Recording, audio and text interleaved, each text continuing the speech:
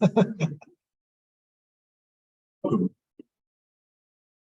braved what they call the external world, try and get here. Great pleasure to welcome and reading his biography. The one was kaleidoscopic. I found it as enigmatic and elusive to find out any facts about this man from him himself as I did from his script. There's mention of the Berlin Olympics, of national service, of first degree in engineering from Southampton, followed by volunteering work for GEC in Coventry, volunteer North America for IEEE, and mysterious trips to Europe, including Siberia, where he visited various research centers which were not supposed to exist. I have absolutely no idea where QR codes fit into all this story, and I'm hoping that Tony's going to tell us. So for one thing about it, you can tell from his trainers, from his tie, colorful. And if his talk is anything like what I've managed to find out about this man, we're in for a treat. So Tony, over to you. Thank you. Well, I will start by thanking all of you for listening. Whether you're here in person or whether you're online via Zoom, I'll thank you now at the beginning. And the reason I'm thanking you at the beginning is that rather than more conventionally people thank at the end, I thought it's better to thank you at the beginning, because by the end, well, you know, many of you may have fallen asleep or you may have gone away to do something more different. And so while I've limited amount of time, I've got your attention. Thank you. Well, the talk, as I think you might even know, is entitled QR Codes for Beginners. Well, I'm the beginner. Some of you may be the experts. And then, you know, we may all learn something that we didn't know when we came in through the door. So that's the plan. I'll be showing you some slides. I can go fast or slow, but I'll go at the speed that it seems to be appropriate, and I hope it's not too long. So now, if this does what it's supposed to do, I just click on something and it doesn't start. No, it has. Well, why have I put all that up at the top? Well, some people say it's a United Kingdom, don't they? So maybe that has something to do with it. And we now have to have all these multiple colors and all sorts of things like that. And this down at the bottom right, my bottom right, that's actually a real fire in my real home in Potter's Bar. It's not an imitation flame, it's a real one. So there are some real things around still. So this is the talk. This says at least enough about me that I've got this strange title of being an emeritus professor from King's College. That means I retired from normal employment in King's College London, and they gave me this title. I was once, maybe still am, a visiting professor at Kingston University. I was once IEEE Regionate Director, and even longer ago I was at the City University, and the sort of fancy title I had there was Director of the Centre for Information Engineering. And I think I was the director of the first Centre for Information Engineering, whatever that may be, in the UK. So that's just background. Well, now coming to the subject, barcodes. I think you all know about barcodes. If you look at this picture on the lower part of the screen, every book you open, whether it's your book or it belongs to the library or you're browsing around in what remains in the way of bookshops, you'll find probably something like that, and you'll see an ISBN number. That's this sort of idea. And the reason that these bars, some are wide and some are narrow, this is to help in getting timing data and to allow for the thing might have been stretched out or shrunk this way or whatever. Those bars with different widths help to sort out the timing. Well, now to QR codes. So QR codes are an extension of that idea.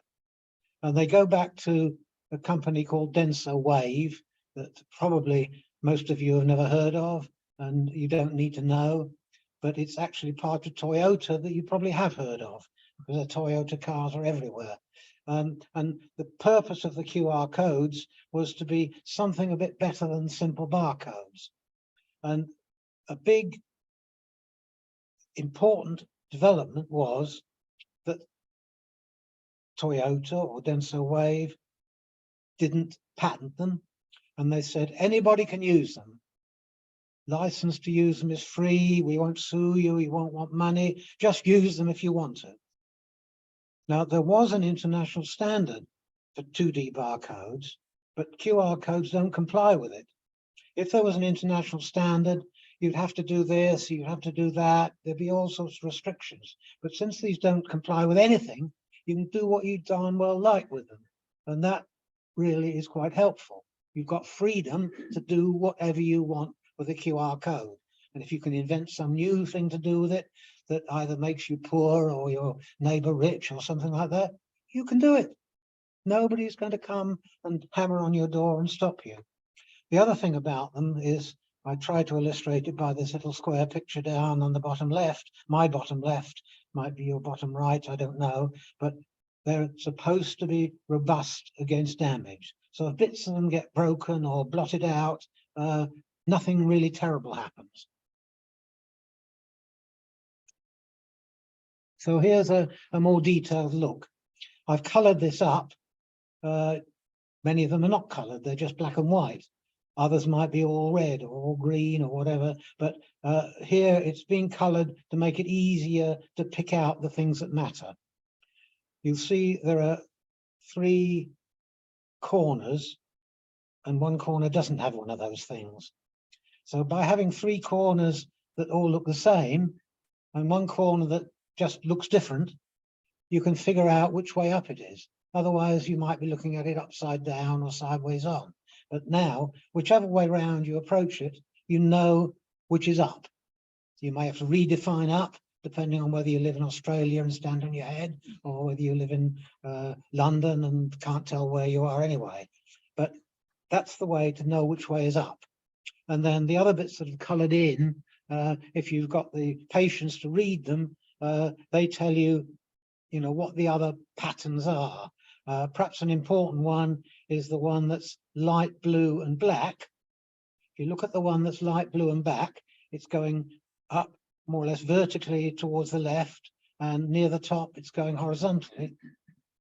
That light blue, blue, black, blue, black, blue, black, blue, black, blue, black, blue, black, blue, black, blue, black. You can think of that, if you're a digital person, as 0, 1, 0, 1, 0, 1. 0, 1, 0, 1, 0, 1. That gives you a timing basis.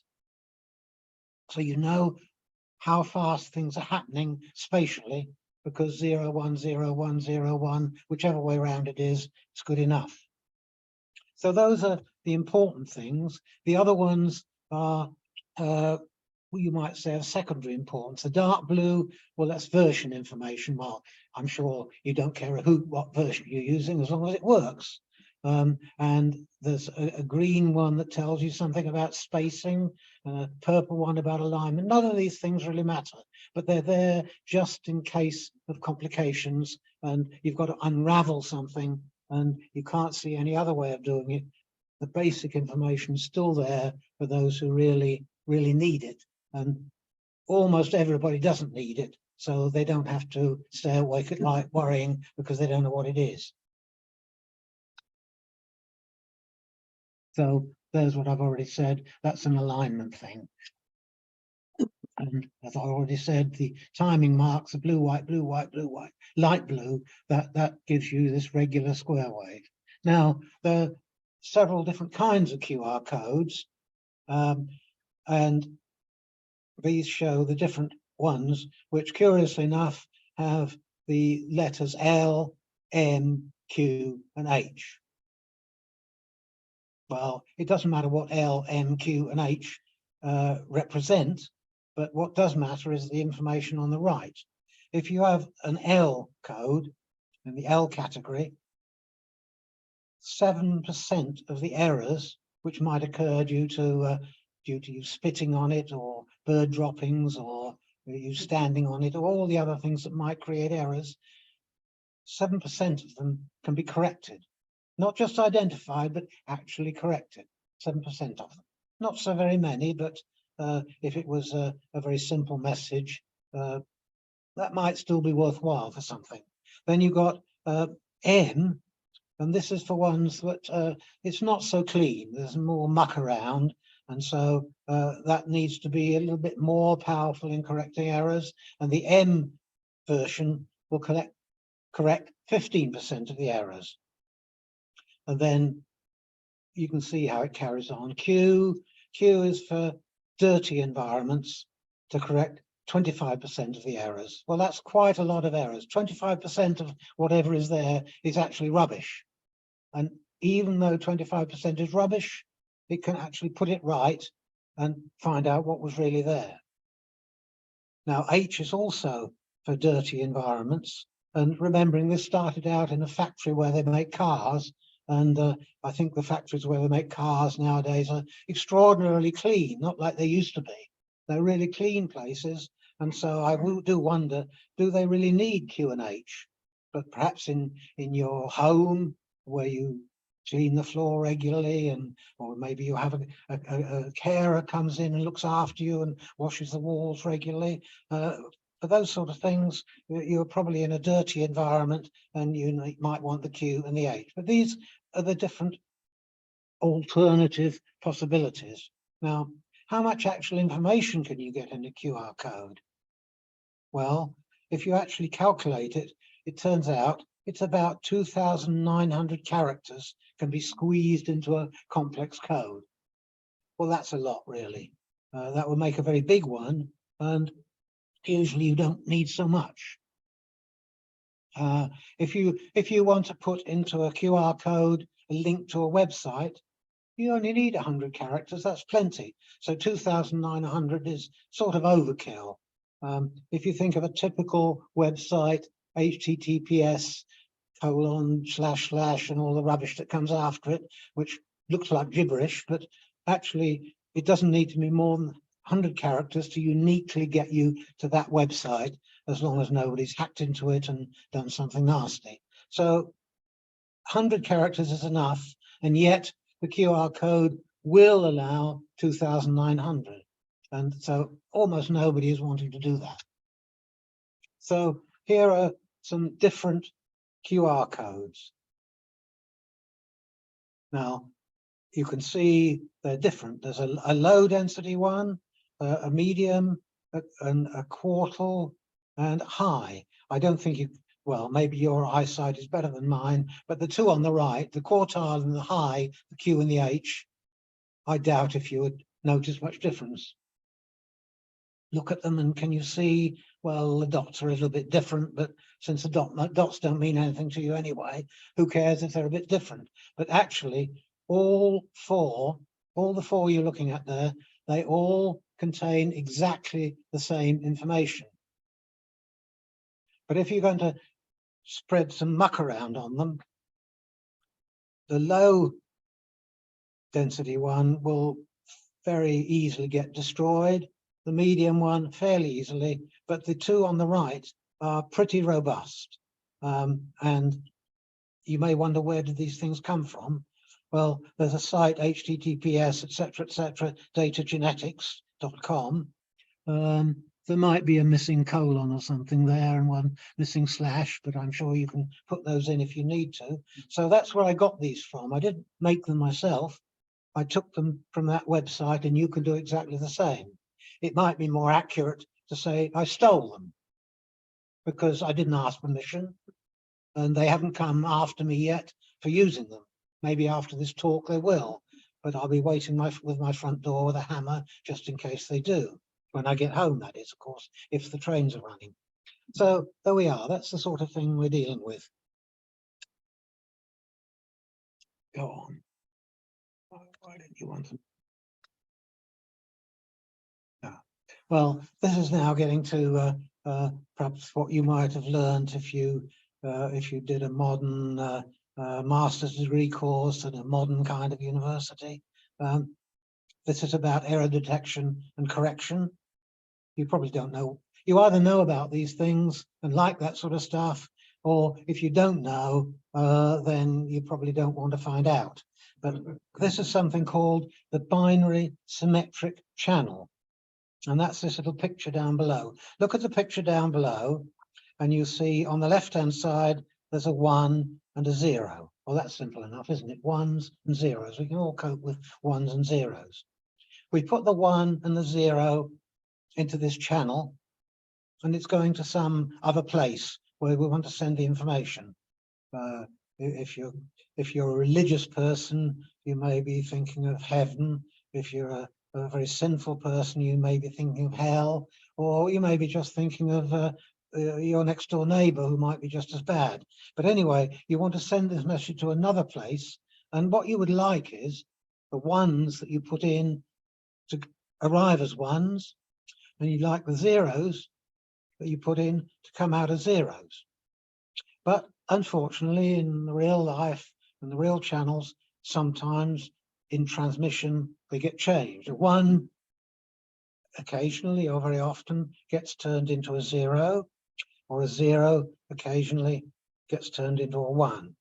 Now, to make things simple, when teaching modern students at least, the pretense is that going from 0 to 1 by mistake is just as likely as going from 1 to 0 by mistake. The probability of crossing over and getting the wrong thing is equal whether you've sent a 1 or a 0. Reality won't be like that, but it's probably a good start. And so if you want to look at the mathematics, you can deal with probabilities, and I've put down a few text string on the right. Suppose the probability of error is 0.01, which is fairly small. Then if you're sending n bits, a single bit is 0.01. So if you're sending n bits, it's 0.01 multiplied by n. That's probably simple enough to understand, isn't it, whoever you are? So even if it's not accurate of the real world, that's the sort of thing we teach to students because we think they can cope with that, even if anything more difficult would send them to sleep or cause them to go off and take an easier course on quantum mechanics or something, you know, that would be much easier for them. Anyway, that's the binary symmetric channel. And if you understand the binary symmetric channel, you're well on the way to understanding all the things you need to know about error detection and error correction. Well, there's something else that you probably know, and there's something called parity. Suppose you have a whole long string of digits, and they're all zeros and ones, remember. Data, as I put it there, I just picked something as 1101, 100, 101, 11001, and let's suppose that actually means the time you're supposed to put the rabbit in the oven to cook your lunch when your wife comes home, or whatever situation applies to you.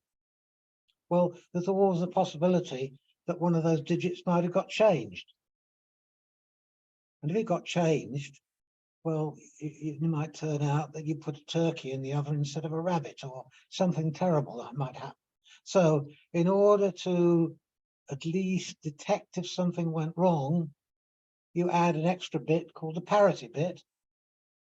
And if now any of those digits is changed and only one changed, then something will change in the overall parity. If you want to have a better feeling for what parity is, assuming you could understand exclusive OR, here's a picture of a whole lot of exclusive OR gates. And you know, I'm sure, what a single exclusive OR gate does. Here we've got a whole lot of them connected together in a very regular way. And at the final output of the final one, that will give you your parity error if there's an error, a single error. It's not as simple as some people suppose, because if you look, I haven't looked at it recently, but if you look at the British standard for exclusive OR, they define logical AND, logical inclusive OR, logical NOT, but they also include a definition of the exclusive or in the British Standard. Now, this is the British Standard some years ago, so I won't accuse them of still having it wrong, but when the British Standard came out, they did not understand exclusive or, and they got the definition wrong. And that's the British Standard. And if you then think, well, if the British Standard can get it wrong, what about European standards? And what about American National Standards Organization? You know, if the British can get it wrong, surely these other people can get it wrong in a much worse way.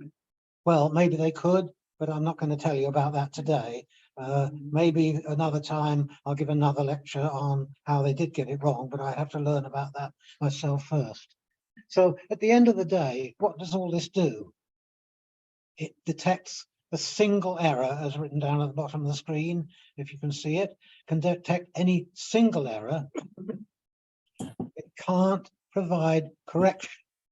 It detects a single error, so you know something is wrong, but it doesn't tell you which of the bits is wrong. All it tells you is one of them is wrong. So this is just error detection, and you have to have more bits, substantial number more bits maybe, in order to say, I not only know there's an error, but I'm going to figure out which one is actually wrong. For that, you have to have error correction, and that's a step further along the line of various things, perhaps abstract algebra, perhaps not. Another way of looking at it, how about this? We've got 3 dimensions there. And supposing you're sending 3 digits for every 0 and 3 digits for every 1. And we want to know if errors have occurred. Well, simple thing. If we want to send a 0, we send 0, 0, 0. If we want to send a 1, we spend 1, 1, 1. Now, it's not too difficult to figure out that if you make a single error in any of those digits, you can figure out what would be correct. I've tried to do it geometrically. So here is a geometrical picture, and the 0, 0, 0 is down at the bottom, what may look like the front bottom left, and 1, 1, 1 is what may look like the top far away bit. Those are the things you want to send for just 0 and 1. That was 0, 0, 0 or 1, 1, 1. Now, it's not, I think, too difficult, even though you're seeing it in two dimensions only, to figure out that with this cube-like thing, any single error can be corrected. Now, remember, I'm showing you a 3-dimensional shape in 2 dimensions, which enables you to correct a single error, 3, 2, and 1. Now, we want to do that in a higher number of dimensions. So if I want to have correction of 2 errors, I'll have to show you a picture of a 4-dimensional shape in 3 dimensions, and then you'll be able to figure it out easily, won't you? It'd be really simple. Now, you can see that'll take you a little bit away, but then suppose we want 5-dimensional shapes for 4 dimensions, 6-dimensional shapes for the next number of dimensions. It's getting a bit difficult, isn't it? And you might start suffering from stress. And you don't want to do that, I'm sure. And I don't want to inflict stress on you. So what's the solution to this stress-causing problem? And you want to be in the business of error correcting codes and error detection codes. And yet, as soon as you start exploring in this cave, you get more and more stressful. And after a while, you just can't cope. So what should you do? Well, if you're really determined, you need to do a course in abstract algebra. And you need to learn all sorts of things about polynomials and funny things called Galois fields that are nothing to do with tobacco. You've got to go through all of that, and then, if you're persistent, you will understand it. So remember what we're trying to do.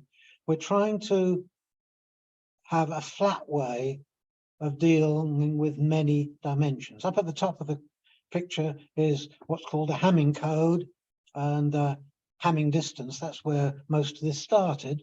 And you see there this three-dimensional object squashed flat, so it's on a flat screen, and so it's just in 2 dimensions. So if you're going to higher order error correcting codes, you want to deal with many more dimensions, you've got to think about these higher dimensions being mapped onto a small number of dimensions, preferably just 2, so that they're flat. So if you're just dealing with a straight line, which is on the left here, you can do that when it's flat. There's no problem, is it? 2 points and a line between them. It doesn't need any dimensions. It's perfectly easy to deal with in 1 dimension. Then we come to the square. That also is pretty good, because you think of this square, it's flat, doesn't need any more dimensions. You can just see it on a flat screen. Then the next step's getting a bit difficult. Now we've got to this cube you've already seen. We don't want a 3-dimensional object floating around in front of us.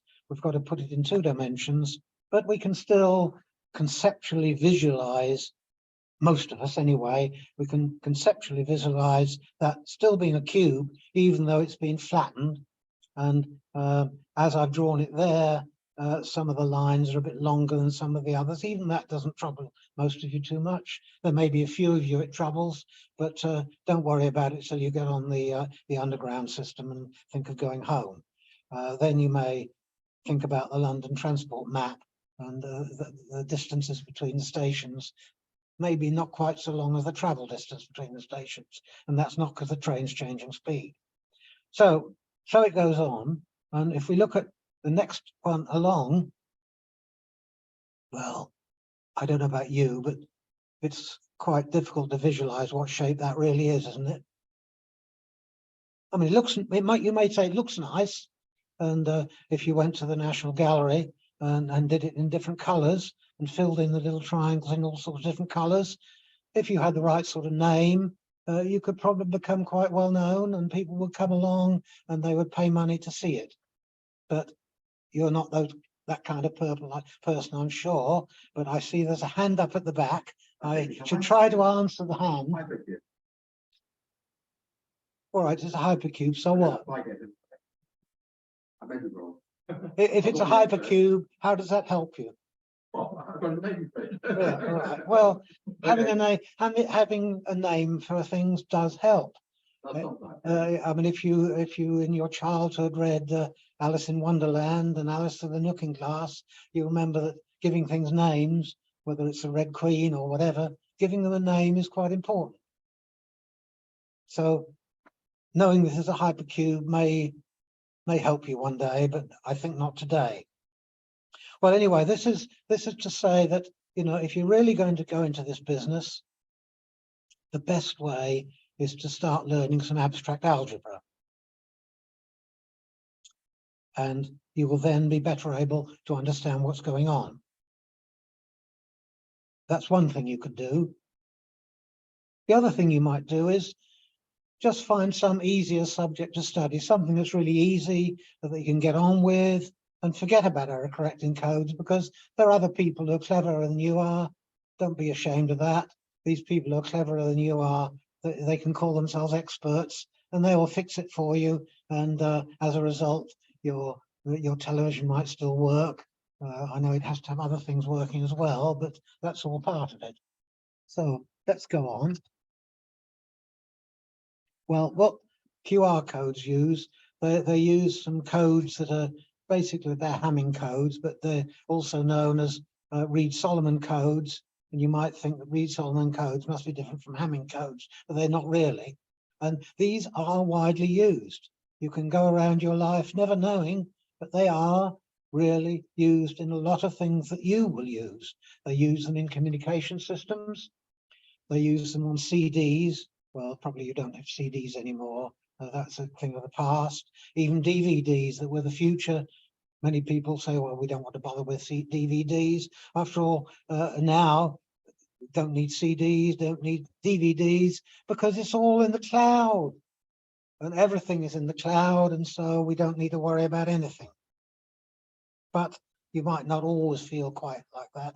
And if you don't, then you can play around with QR codes. Now, I put down a website there, https://www.online-qr-code-generator.com/ have a look at that one. If you're interested in QR codes really, and you want to make some yourself, write that down while it's still there and before I move on to something else, because that is a place that will make QR codes. Now, there are a lot of websites that make QR codes for you. You can find lots and lots of websites that will promise to make you a QR code, and they will do it, and you end up with your QR code.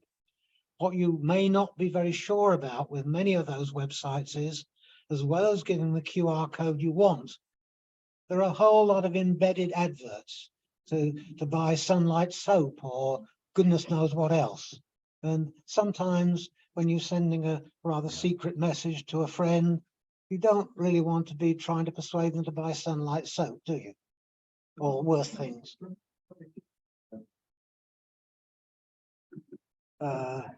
I'm not sure I would get it right, but there you are. But anyway, this particular site, as far as I know, doesn't have any adverts in it. It will just generate the QR code that you want, and it won't generate a whole lot of other stuff that you don't know you're getting and really don't want, or don't want to give to your best friend or whatever it may be. So if any of you have written it down and not made any mistakes, you'll be able to use it.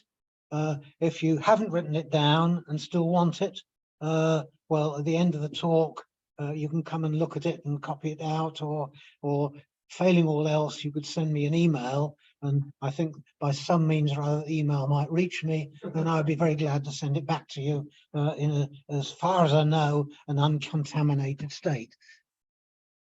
But here's a big QR code. Now, many of you on your laptops or your mobile phones or your other bits of technology that you've got in your hand and that you're looking at because you're fed up with listening to me, many of you probably have a QR code scanner, and you might try scanning this one, because this is a really, really big one. And you can see the main features are there that I talked about before. The three corners are very obvious, and if you look very carefully, you might be able to see the timing marks, but you need good eyesight to pick out the timing marks, because it's all in black and white. I haven't made it colored, and I can see a few people are trying to photograph it and hoping that they will be able to then blackmail me into selling something that I don't want to sell or whatever it is. But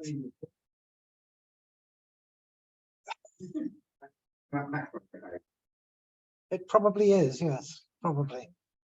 Anyway, these things are all around us, and it all goes back to Toyota and Denso Wave. Remember, that's where it started, and those kind people didn't patent it. And because they didn't patent it, you can all play around with this to your heart's content, and you may be able to do something even useful with it. Now, there's nothing particular there. I think that's just in case you wanted to play around with a blank screen and do things. Well, it's there just in case you do, but you probably don't. And then I've said something about using polynomials. I warned you that if you really wanted to get into this business, you'd have to get into Galois fields and polynomials and such like things. Well, here's an attempt to show you why it matters. On the left-hand side, well, let's start with the right-hand side. Supposing you want to represent the 4 digits 0, 0, 0, 0, and all the combinations up to 1, 1, 1, 1. You all know there's 16 different possibilities. Here, there are 16 rows. And on the right-hand side, going down the page, you may think I'm cheating, But if you're really persistent, you can look at that very carefully and you can see they're all there. 3 up from the bottom is 1111. Right at the top is 0000. And all the other 4-digit patterns, 4 binary patterns, they're all there. And I've jumbled them up. And I haven't just jumbled them up to annoy you.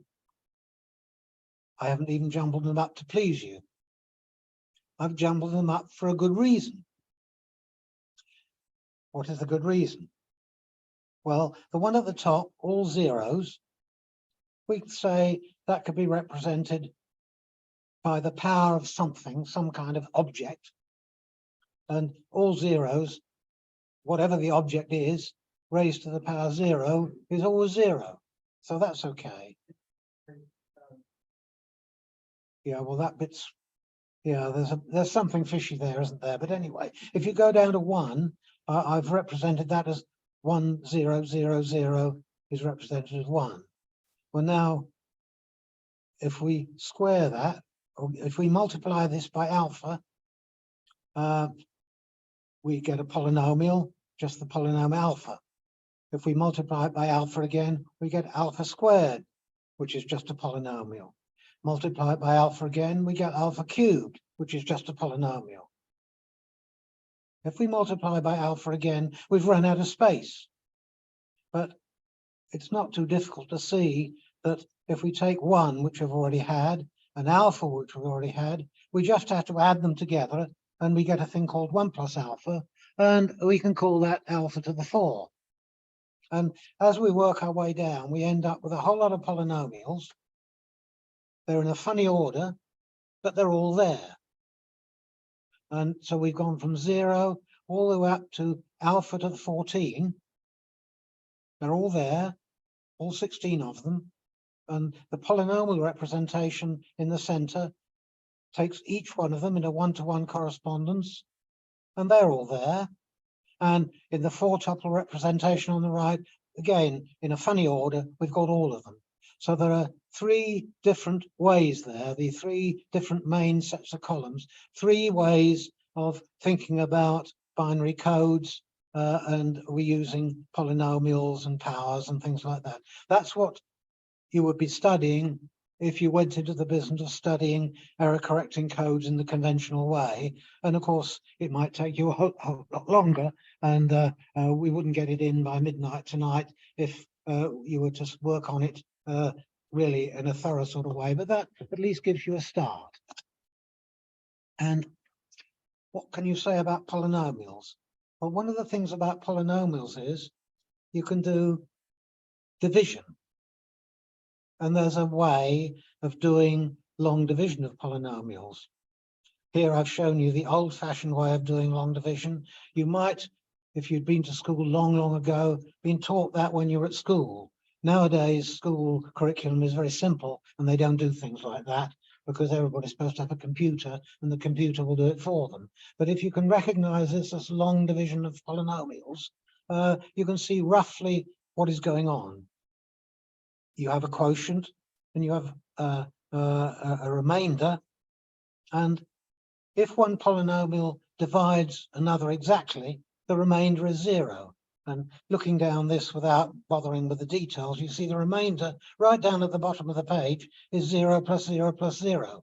Well, 0 plus 0 plus 0, in most people's way of thinking, is just 0, isn't it? So we've got a 0 remainder.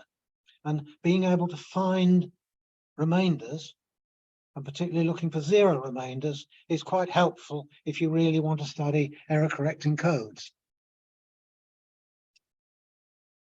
Now, this is jumping ahead rather, but then just showing how you can use algebra and so on.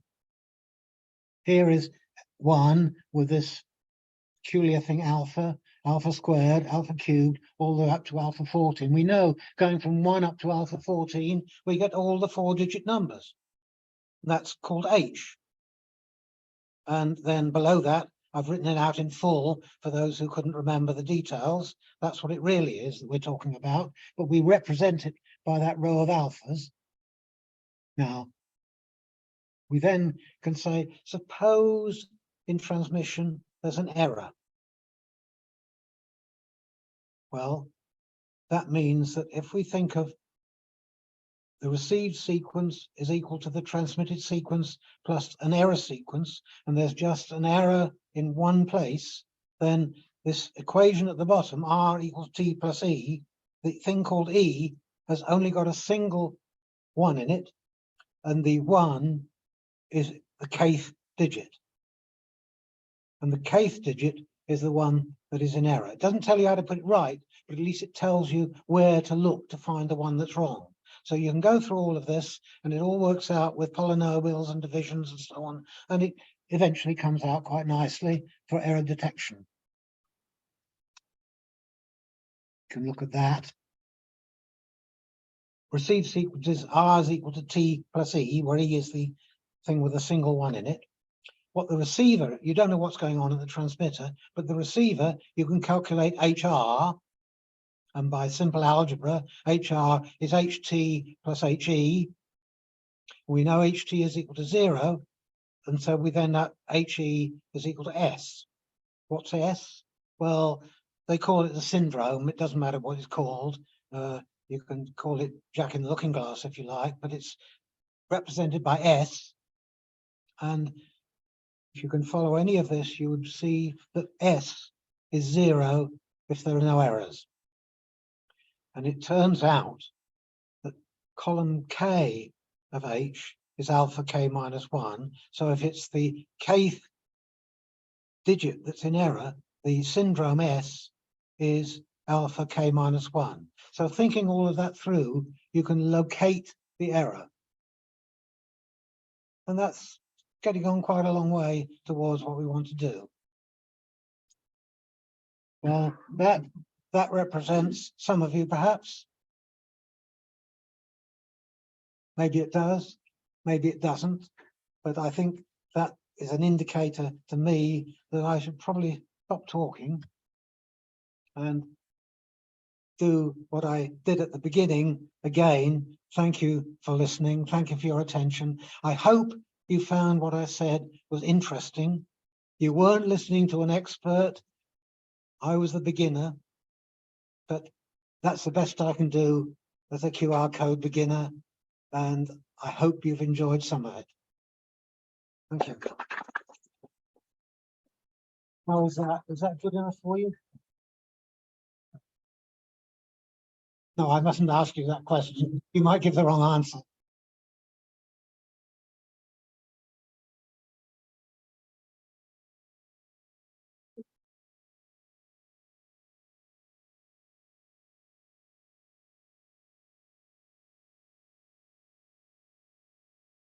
Thank you.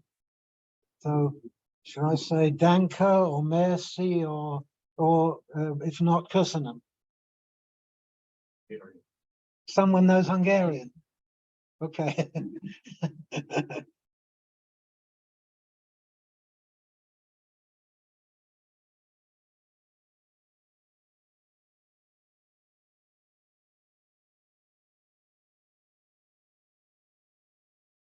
Beszélek csak kicsit magyarul.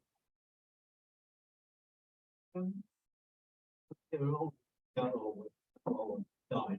we should personally go on because it might kill us. Right. But question about the big QR code. Yeah. I couldn't stop the left vertical alternation, the horizontal. So are they both not required? I think they're there. I think it's possibly it might be an eyesight problem. Yeah. Well, it might be, yeah. Wondering about the NHS restaurant. How many councils were in those? I don't know. They were huge, weren't they? Yeah. But I think, you know, there is a need now in restaurants and civilized places to put a great deal of information about what's in the foods, because you know, there is a realization that many people suffer from various sort of food intolerances and food allergies and all these sort of things, and so they are really obliged, you know, with almost everything you have presented to you to eat, that there's some way you can figure out whether it's made out of squash rabbits or, you know, whatever else it might be. Sorry, I'll come to you. Whichever. One of the having plastic bags was a great thing. So they were going and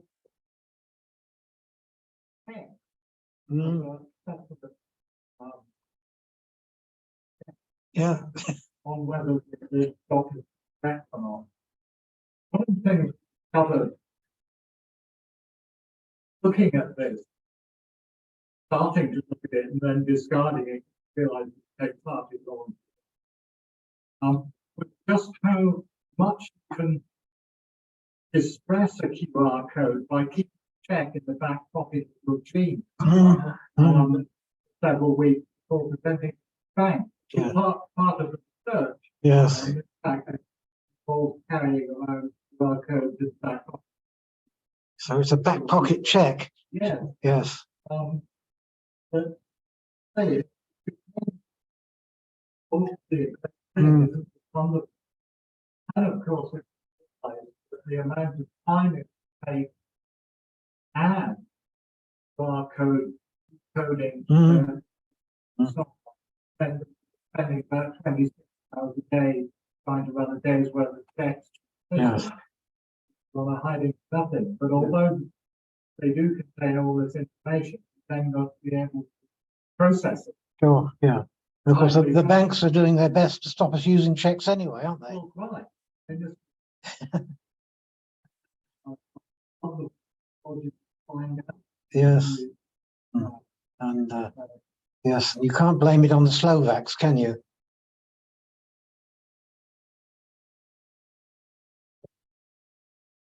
Oh, that's on the side of the postage stamp, isn't it?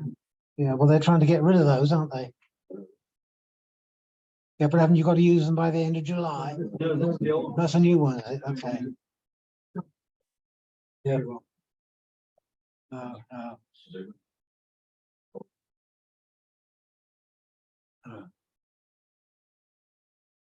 All over the bar.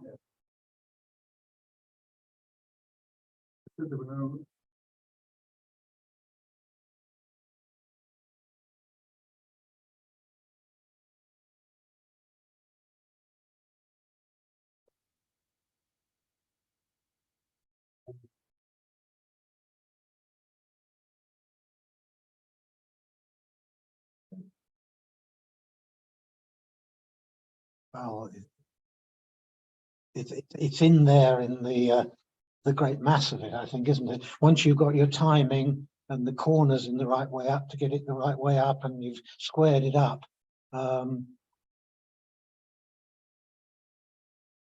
it'll be encoded. Then there'll be more bits than the original data. Obviously, give correction.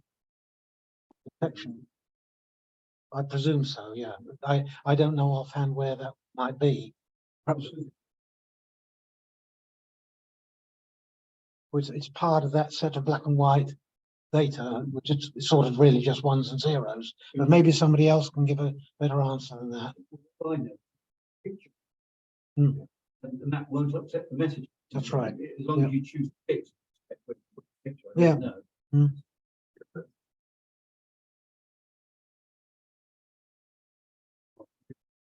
Hmm.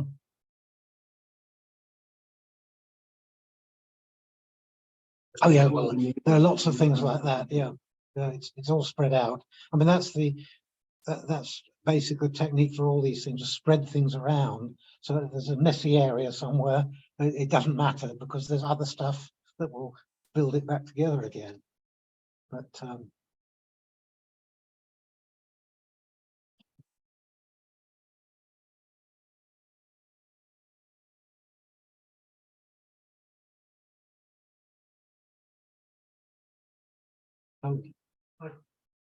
Just talking about garbled message. Great thing of artwork based on the development of subsea cable, and in order to explain in we actually stuck a QR code in the corner of the brief description. Yeah. And this, of course, has to be seagull. Yes. And it's working all right Yeah. at the moment. Mm. So now, probably, Uh, but it would currently be in a fairly harsh environment and still get these codes to work. And I mean, we are seeing them, I think, more and more places as you go around, you see them all over the place. And I suppose most people are quite oblivious to why they're there and what they are. I think it's all frustrating. I don't know why. Yeah. It's frustrating. Yeah. Yeah, That's what I'm saying, yeah. Must be true. Yeah, Yeah, yeah. parallel to that. My question is a bit complicated. I'll ask it.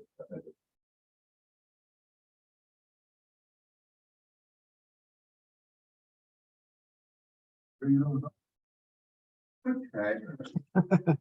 Okay, it's vaguely related. There are two sorts of ISBN. The 10-digit ones, where the 10th digit is the deputy digit. I remember working this out by looking at the Penguin catalogue and decrypting how it works. What about the larger ones? Do they have a deputy digit, or is that job left? Barcode.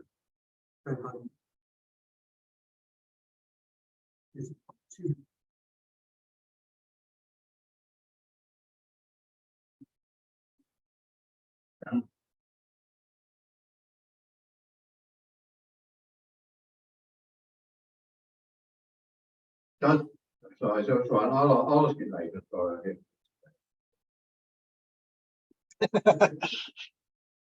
He doesn't like the question, he only wants the answer. Oh, it's the 13 code. Yeah, that's back. Well, seems we're not full of. There's an answer from there or not? Well, back in the 19th, on the day first jobs I did with the, I had a list of standard book numbers, because they weren't international at that time, for Whitakers, who provided a paper catalogue with numbers in it, and they were modular 10 check digits. But of course, what's happened is that they've now become 13-digit European article number format. So the idea is that the book is exactly the same as any other commodity, Right. identical, rather than having its own particular format. But of course, IBM, for example, had automatic modular 10 check generation in their data screen at one point. So you could specify a field as having, you know, the modular 10 digit generated for you as you enter code or check, whatever. Interested, Google tells me that the last digit is the check digit. Right. 13. Okay, I'll talk a bit more over it. All right. Thanks.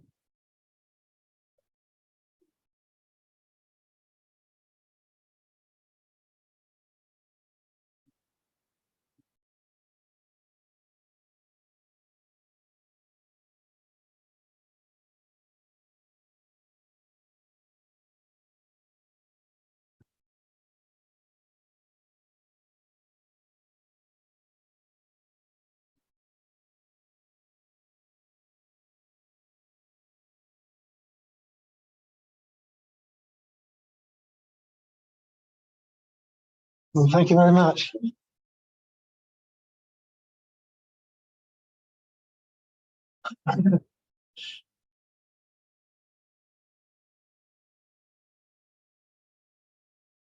Good. Thank you. Thanks.